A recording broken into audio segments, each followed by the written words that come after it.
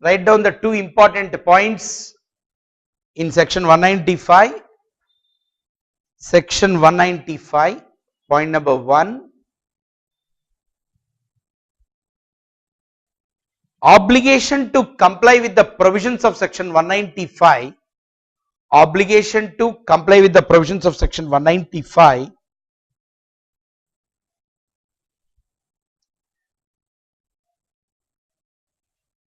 shall apply to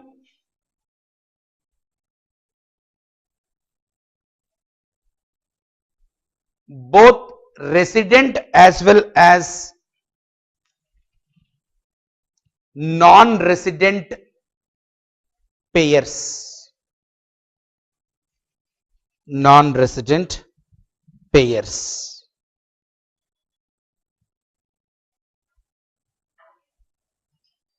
Next point is persons who are responsible for paying non-residents. Persons responsible for paying to a non-resident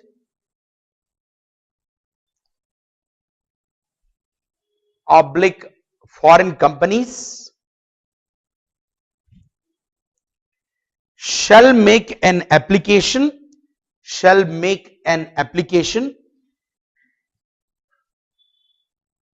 to the assessing officer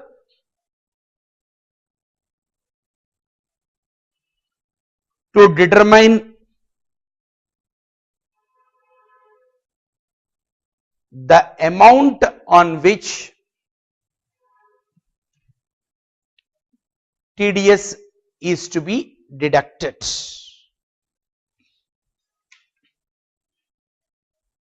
So while explaining the capital gain, since already I discussed the Vodafone case and Bombay High Court judgment in favor of Vodafone and reversal of such a judgment by the that is Bombay High Court judgment not accepting the Vodafone's argument and Supreme Court accepting that Vodafone argument, and later on amendments being brought in section 2 clause 14 capital asset definition and 2 clause 47 transfer definition.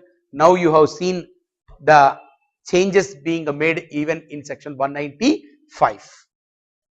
Now we have to go to the the next section is a point. Of course, even 195(7) also we have covered, that is you have to make an application to the the assessing officer in case if you have a doubt on which you have to on what amount you have to deduct the TDS. I am not going in depth because there we have spent good amount of the time to explain the Vodafone case. Now 197A, the good news for the senior citizens is what? That is as per section 197A(1)(c), declaration in form 15H for nil rate deduction of tax is allowed to be furnished by the senior citizen if certain conditions are satisfied. The age of senior citizen in this case has been reduced from 65 years to 60 years with effect from 1/7/2012. This also somewhere I made you to write, but here also just as a part of your TDS exercise, you please write that senior citizens are allowed to give declaration in form 15H for nil rate of deduction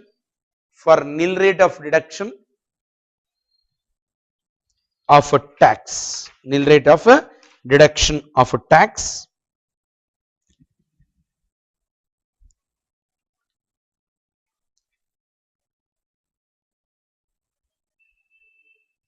Now the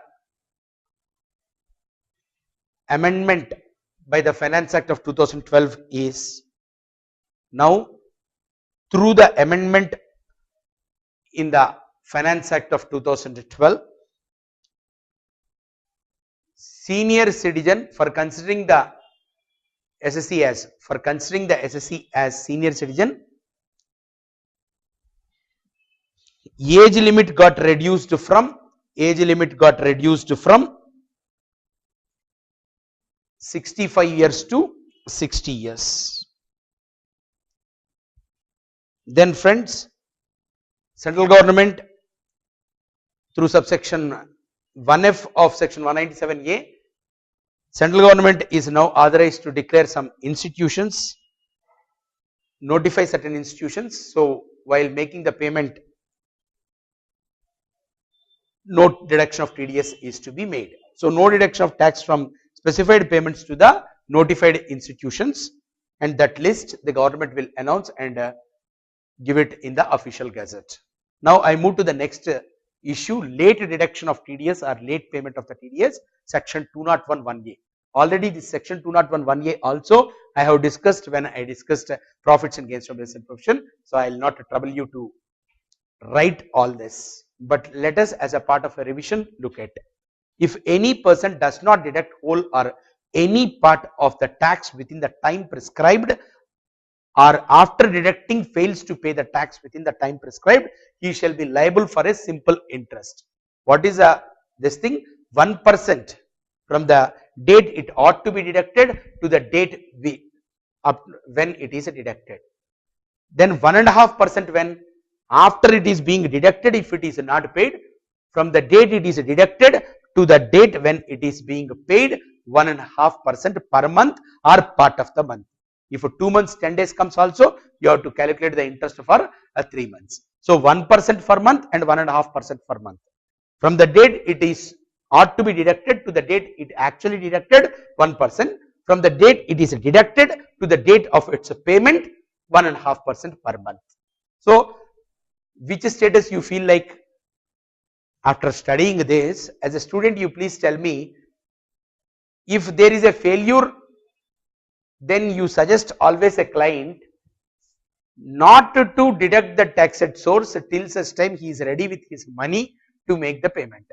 Other way around, if he deducts it and don't pay it, 1.5% per month will be the interest is a point. Then of course, whether you wrote this 1% and 1.5%, no. If it is no, please write it. Interest under section 201(1)(a), interest under section 201(1)(a), that is assessee shall be liable, number 1, at 1%, for every month,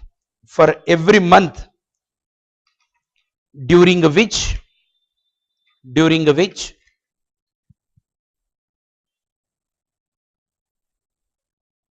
for every month or part of the month, sorry, not during which, or part of the month, on the amount of such tax, from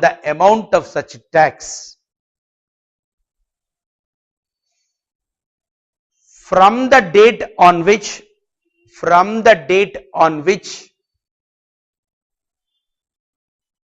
such a tax was deductible, the date on which such tax was deductible, to the date on which such a tax is deducted, to the date on which such tax is deducted. Number 2, at 1.5% for every month, at 1.5% for every month or part of the month, on the amount of such tax, from the date on which such a tax was deducted, from the date on which such tax was deducted, to the date on which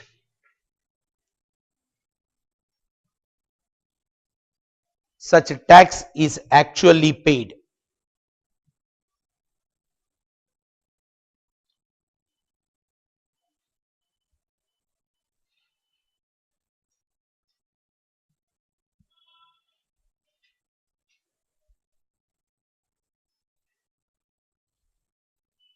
And please remember, in case if the tax and interest is not paid, then the government can attach the property and they will have the first charge on that particular property. Then the next aspect of it is, of course, when the SSE shall not be deemed to be an SC in default, 2011 says to your section, you have studied that section, when the SSE shall not be deemed to be an SSE in default, it is stated that in case if the the payee offers that amount as his income and files his return of income and makes the payment of tax on it and get a certificate from chartered accountant, then the payer shall not be deemed to be an SC in default. But that will not make the payer to be waived off from the interest obligation. Interest anyhow under section 2011A, it is necessarily to be paid only is a point. And 2 years from, see, we will file our quarterly returns of the TDS. Let us suppose if there is any short deduction, can the department can identify such a short deduction after 2 years and can send a notice to me? No. If they want to catch hold and caught hold of me, they have to do within 2 years. So what is stated, no order shall be made under subsection 1 deeming the person to be SSE in default for failure to deduct the whole or any part of the tax from a person resident in India at any time after the expiry of 2 years. In case if he has already filed the quarterly return, if that fellow don't file the quarterly return, then order deeming him as a SC in default can be passed up to what time? 6 years. Time limits are also very, very important from the CA final examination point of view, right? So I don't make you write the whole, but at least side heading or as a point you just make it, that is, in case if TDS returns are filed,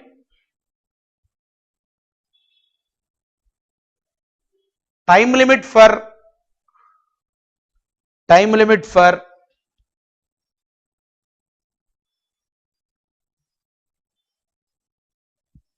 passing an order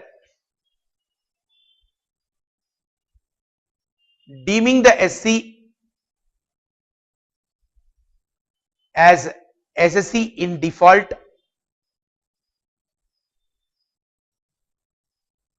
for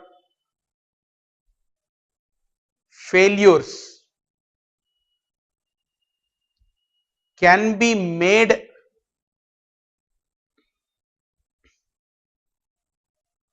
only up to 2 years, can be made only up to 2 years from the end of the financial year,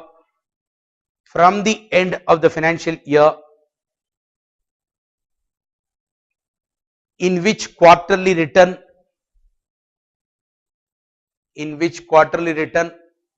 of TDS is filed.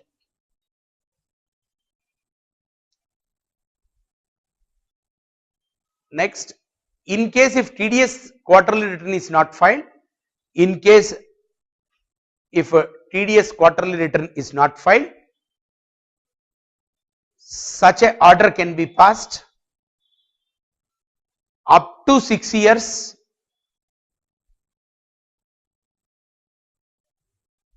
from the end of the financial year, in which payment is made or credited. Just to make you to understand this, have a look at the example. Suppose TDS was required to be deducted on 10/10/2012 and was to be paid on 7/11/2012. See, 10/10/2012, 10th month means what? October month 10th ko deduct karna. So payment has to be made after the October 31st, 7 days means November 7th tak payment has to be made.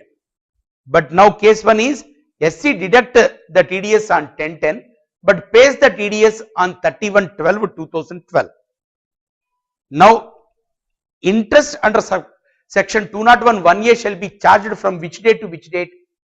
When it ought to be deducted 10/10/2012, when it is being deducted or paid 31/12/2012. See, point here is TDS is required to be deducted on 10/10 and was to be paid on 7/11/2012, whereas those people have what is it deducts on 10/10/2012 correctly only but makes the payment on 31/12. After deducting, if it is not paid, what is the rate of interest? 1.5%. If it is not deducted, what is the percentage? 1%. So here it is deducted but not paid, so 1.5% interest from the date of deduction to the date of payment. All of you are able to get my point? Next, look at SSC failed to deduct the TDS and deducts it on 31/12/2012 and SC pays the TDS on 17/1/2013. So when he is supposed to deduct it on 10/10, when actually he has deducted on 31/12. So from 10/10 to 31/12 it is 1%. From the date of deduction to the actual date of payment, that is 17/1, it is at 1.5%. Now section 201. What is this section 201? Of course, already we have discussed. By doing what? The payer will not be treated as a, shall not be deemed as a SC in default. What we said, if the payee who happens to be a resident payee, he has furnished a return under section 139 and he has offered that amount as his income and he has paid the tax due on it and he has taken a certificate from a chartered accountant, then the payer is absolved from his crime and he shall not be deemed as a SSC in default. Then section 201(1), see, analysis of the amendment in section 41A, proviso added in section 201(1) and proviso added in section 201(1A). Already we have discussed n number of times. That is, first non-deduction or a failure to deduct the tax at source will put the SSC to what trouble? SSC will be disallowed from claiming that particular expenditure. But subsequently, in case if he makes the payment, then in the next year when he actually made the payment, in that particular financial year, whatever that got disallowed in the earlier year can be very well be claimed as a point. So since already we have discussed enough number of times, I am skipping this and fastly moving to the next issues.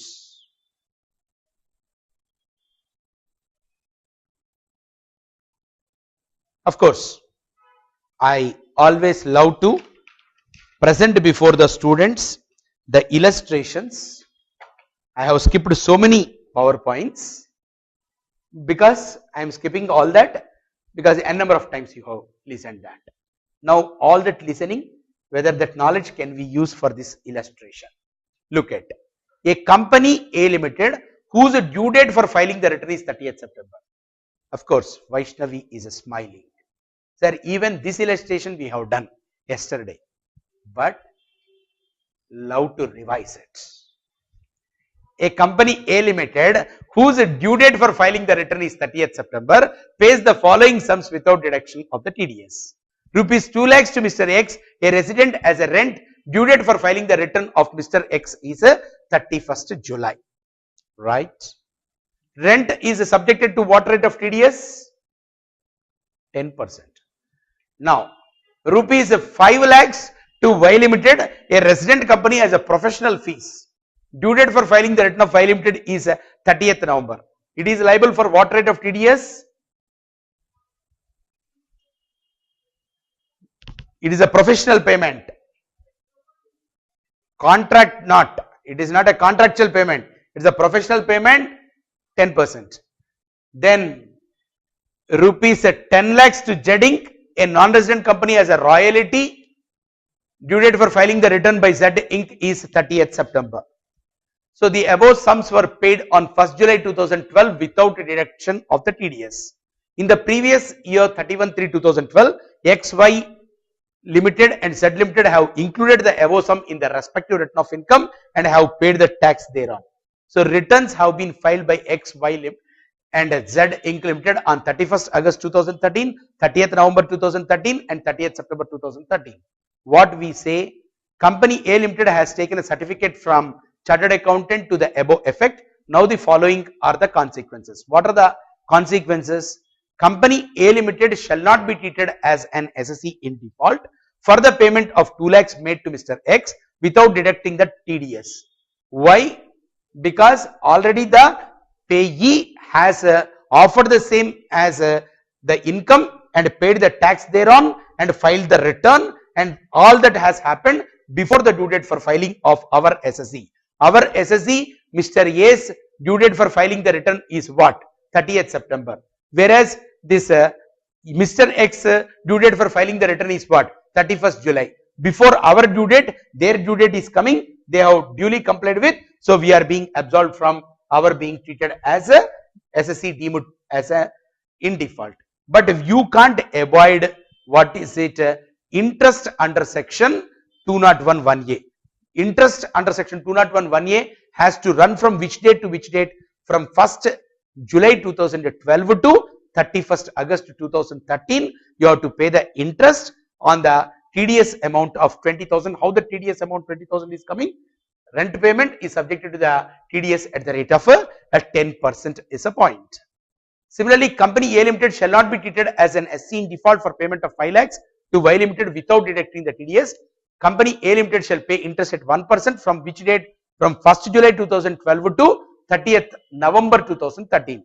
To which date you have to calculate that interest? Till the date they file their income tax return, because the date of their payment of tax is not the consideration.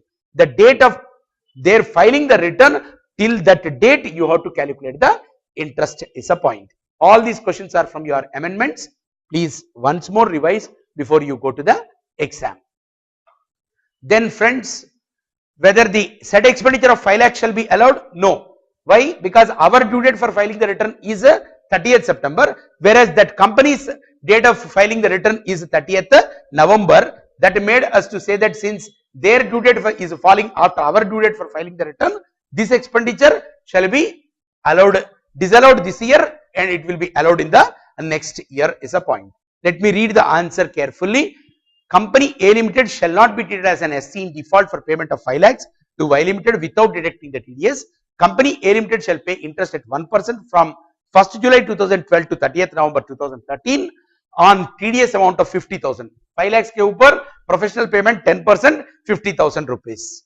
The expenditure of 5 lakhs shall be allowed to the Company A Limited in which previous year? Not 31/3/2013, but it will be done in 31/3/2014 as per the provisions of section 40A(1)(a). The said expenditure shall be disallowed in the previous year of 31/3/2013 since what? Since deduction and payment of TDS is deemed to have been made on which date? On the date of that SSE filing the return of income after the due. So since 30th/11/2013 falls after our due date for filing the return 30th/9/2013, for us it gets disallowed this year and it will be allowed in the next year to come. As far as this non-resident payments are concerned, please remember that particular not deeming the SSE as a SSE in default shall not apply if the payment is to be made to the non-resident. So the fact that non-resident has filed the return or offered the income, all that is not applicable for the non-resident payments. So third thing you just look at, Company A Limited shall be treated as an SC in default for payment of rupees 10 lakhs to Z Inc. without deducting the TDS, since payment is made to whom? To a non-resident. So it shall be liable to pay the penalty as well as the interest, and this expenditure gets disallowed is a point. So you should be very, very careful in case of the payments to the non-residents, because there is no excuse. Whereas if the payment is to a resident, there is an excuse. Excuse is only to the extent of the what is it? Not disallowing it and not treating it as a SC to be deemed in default, and penalty gets waived, but interest you can't escape. Now I am moving to section 204. Section 204. Section 204 deals with what, friends? That is, in case if the payer happens to be the government, then on whom we have to fix up the responsibility, there is an officer whom we call it as a disbursement officer. That is, drawing and disbursing officers shall be treated as SSCs deemed to be in default for the failures of the TDS in case of payer happens to be the government. Then section 206C. Now I am coming to the TCS provisions, tax collected at a source. There are only two amendments in the tax collected at source. That is, what is the tax collected at source? Whether you are aware of this TCS concept, that is, I go to Chandana Brothers, purchase the jewelry beyond a particular amount. Then government says that Chandana Brothers has to collect a particular percentage of the value of that particular jewelry from the buyer and remit the same to the government. So that is how the concept of TCS comes into play. TDS means what? The payer is going to deduct the tax and remit the same to the government. Whereas in TCS concept, what is it? That is, the payee is going to collect in addition to what he has to get.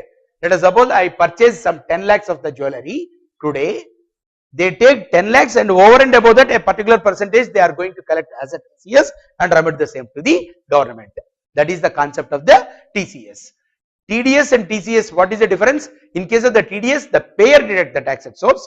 In case of the TCS, the payee collects from the payer the amount of the tax and remit the same to the government. Now in this context, what are the amendments brought in this particular area? Sale of coal or iron ore. Coal or iron ore, the first human being who comes to your mind and who has to come to your mind. Karnataka should come to your mind, and we have got great Gali Janardhana Reddy. Now the point of interest here is what? Now TCS, in case of sale of coal or iron ore, every seller shall at the time of debiting the account of the buyer by amount payable by him or at the time of receipt of such amount from the buyer, whichever is earlier, collect from the buyer of the following goods sum equal to the given percentages. What is it? Mineral being a coal or lignite or iron ore, then TCS is to be collected is a 1%. So even if Gali Janardhana Reddy comes out of all the cases, income tax people can ask him, when you have produced this much, and naturally whatever you have produced you might have sold, and on that why you have not collected the TCS from the buyer and remitted the same to the government. So you are a SSC deemed default. So next, of course, no TDS if goods are purchased for purpose of generation of the power. Government is so kind enough. So purchase the coal or mineral for the purpose of generation of the power, then TCS is not required to be collected as a point.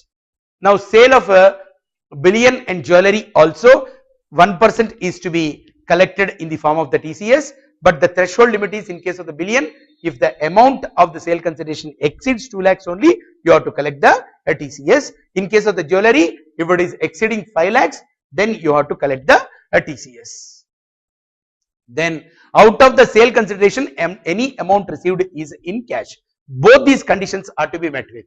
If I go to Chandana Brothers and give a check, no TCS, because the intention here is to see that there is no black money involved in the economy. They have brought this TCS concept. So first thing is, the amount of sale consideration must be in excess of 2 lakhs and 5 lakhs, and the amount should, a part of that at least should have been paid in cash is a point. So just to make the students to understand, again I am coming with some illustration. Illustrations are always you have to look so that permanently you can remember the provision. Total sale consideration of jewelry item is 6 lakhs. Is 6 lakhs. Entire sale consideration is paid by check. So if entire sale consideration is paid by check, then there is no question of TCS. Total sale consideration of jewelry is 6 lakhs. Entire sale consideration is paid in cash, then definitely it is more than threshold limit of 5 lakhs.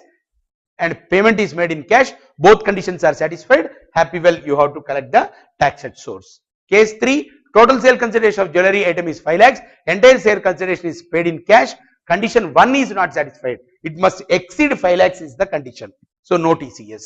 Total sale consideration of jewelry is 6 lakhs, out of the total sale consideration 5,90,000 is paid in check, 10,000 is paid in cash, still you have to, because it is more than threshold limit, a part of it is paid in cash, so TCS is to be collected is a point.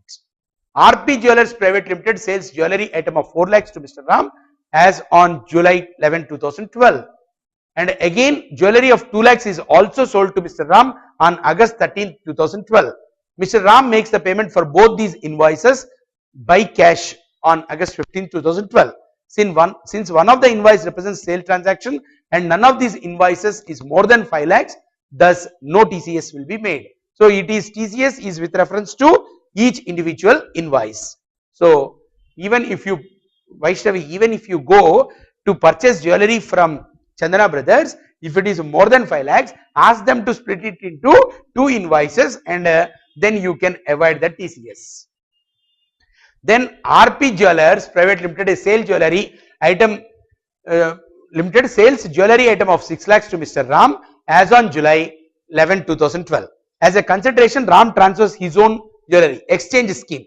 Bring the old jewelry, we will give new jewelry. If the new jewelry value is 6 lakhs and whatever the jewelry they are taking is 5,50,000, balance you have paid in cash, but still it will attract the TCS provision is a point.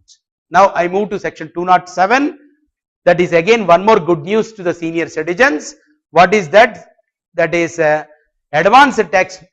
Normally if the tax payable comes to a particular limit, advance tax is to be paid, but senior citizens are given a benefit of the obligations of the advance tax are not applicable to the senior citizens. Please make note of this point. That is, senior citizens are exempted from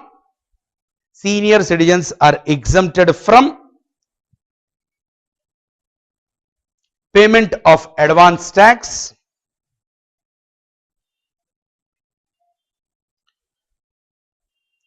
if they don't have the income,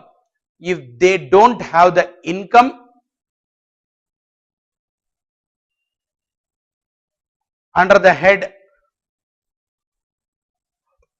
profits and gains from business and profession. Number 2, they are residents in India. For them, government is so kind enough that advance tax requirement is not there. But for calling as a senior citizen, what is the age, friends? 60 years or above. Then friends, section 234E. What is section 234E? That is penalty in respect of quarterly returns of TDS and a TCS. See, the rigor is now getting increased. Earlier also, if you don't file your quarterly returns, for every day of your failure, a penalty of 100 rupees used to be there. Now they increased it in respect of the TDS returns to be filed on or after 1/7/2012, it is 200. Before 1/7/2012, if there is a TDS return is to be filed, then you have to pay, what is it, penalty of 100 rupees. And this penalty is not only for not filing, even if you give incorrect information or wrong pans of the deductees are